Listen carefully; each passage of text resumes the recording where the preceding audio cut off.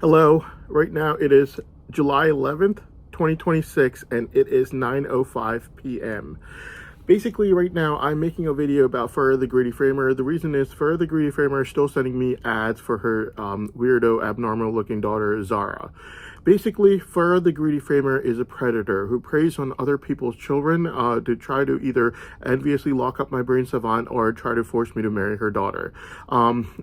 So basically, what happened was Fur the Greedy Framer was told about my brain savant through basically the Indian government. The reason it was the Indian government telling Fur the Greedy Framer about my brain savant is due to the fact that it's due to the fact that it's due to the fact that Fur the Greedy Framer complained to the Indian government that someone in U.S. law enforcement was basically harassing her and trying to rape and murder her. The Indian government basically what they had to do was they ended up lecturing Joe Biden on human rights crimes due to Fur the Greedy Framer's false testimony against an exaggerated testimony against the individual. We know for a fact that Fur the Greedy Framer actually knew the person in law enforcement. So first of all, we know this person is in law enforcement. How? Because the people in law enforcement over here, they basically would run they would run money fraud for him, like unemployment and disability fraud through their BFFs over here, and their BFFs over here would basically take some and give some. So law enforcement would give their BFFs over here in the U.S. Info like bank account info, wire transfer info, contact phone number info, all of this info for their friend overseas who would receive the money. Now the thing is, law enforcement, the person giving the money is not going to give their own money. So basically, law enforcement would have them obviously run fraud. The person would go apply for disability. He would get rejected. The next day, he's walking again and not disabled anymore to go apply for unemployment. That unemployment money would come out, and law enforcement would basically say, we're going to turn a blind eye to the corruption and fraud. And what you have to do is take some, give some. You take some of that defrauded money for yourself and give some to us. And here's the wire transfer number, account number, bank account, phone number, everything, so you can contact this person. You take some, you give some, you defraud the money from the government, and we will turn a blind eye to it. And basically what we're going to do is we're going to let you take some, and we're going to let you give some. And that money goes to that person in law enforcement who basically, Fur the Greedy Framer fabricated the false testimony against, exaggerated testimony against, in the year 2019, due to which the Indian government basically had to go lecture Joe Biden. The reason I know for a fact that it is the Indian government who told Fur the Greedy Framer is due to the fact that at one time these girls were having law enforcement over here put ads on my YouTube for them, and on the bottom of that YouTube it said honey trap on their honey trap video on YouTube, right on the bottom of the video that I was watching on YouTube.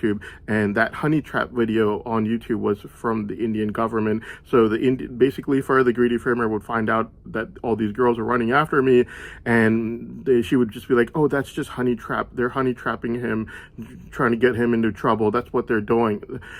And then the Indian government would put on my YouTube honey trap on my YouTube underneath the video that I'd be watching, and then the Indian government would basically tell Farah that's not honey trap. He has a brain savant, due to which these girls are running after him, and that's what the story is. So basically, after the Indian government put up like honey trap on my YouTube, they basically found out themselves from their own sources that the reason these girls were running after me was not to try to honey trap me. It was due to my brain savant that they had found out about. So then Farah found out about my brain savant from them. Basically, she thought she was the only one. She was one of the only people that knew about it. That's not true. Everyone knows about it in the city. When I came back from, so I was trying to go to India at first in May 2023, but the Indian visa was taking too long, and the Indian consulate in DC in around April 2023 had a girl over there who was stalking me. She had two dogs, one dog in each hand, and she was stalking me near the Indian consulate in DC, basically. So yeah. yeah. So even then, they had started telling everyone about my brain savant. When I came back from Saudi Arabia, because I couldn't get the visa to India, so I went to Saudi Arabia. When I came back on July 1st, 2023, every single person in the city knew about it. And even then, I didn't tell anyone about it. So even on July 1st, 2023, I had not whispered into anyone's ears about my brain savant, despite me finding out on August 9th, 2022, after a 6-hour-long brain savant test. 6-hour long. Where law enforcement had to lower the air drugging due to a flight out of fear that they're going to cause a mid-flight medical emergency. So basically, yeah. That is what happened. And so Farah the Greedy Framer basically finds out from the Indian government, because she went and Farah the Greedy Framer basically complained to the Indian government that someone in U.S. law enforcement was trying to rape and murder her. We know for a fact that this person is in U.S. law enforcement is because this person is the person who receives the money every single month that law enforcement has sent over there from defrauded unemployment disability fraud. And obviously the person who sent this money later on, when the case started, the law enforcement went and told this person, like, don't send it, don't do fraud anymore, just send it from the savings, please. So the reason we know this is due to the fact that obviously it's common sense. But this person is obviously going to keep trying to send this money over to their associate in law enforcement overseas, due to the fact that he wants hope. He wants his gambling thrill. When the case is over, we go back to running the fraud. I accrue some savings again, and law enforcement would be like, yeah. When case is over, we go back to the fraud.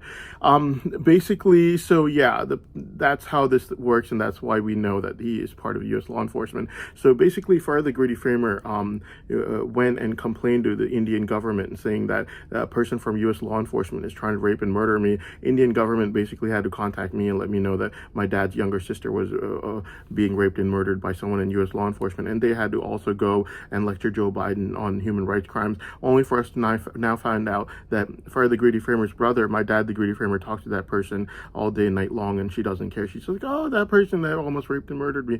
That's not the kind of emergence you should, when you were exaggerating claims against him. You were like, oh my God, my life is dying and this and that, blah, blah, blah.